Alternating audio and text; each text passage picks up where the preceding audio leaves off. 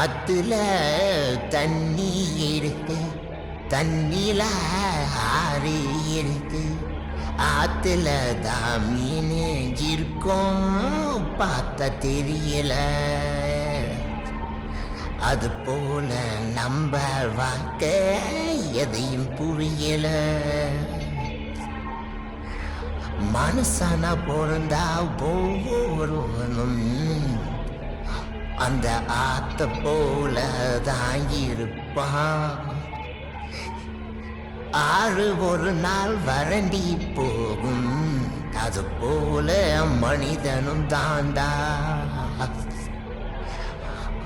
மீன் போல மனிதன் என்று சொன்னது எதற்கு தெரியும் மாறா?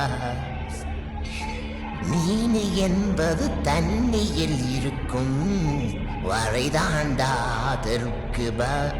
இந்த மாதிரி சிரிப்பு வீடியோ வேணும்னா நம்ம சேனலை சப்ஸ்கிரைப் பண்ணிவிட்டு பெல் பட்டனை கிளிக் பண்ணிவிடுங்க.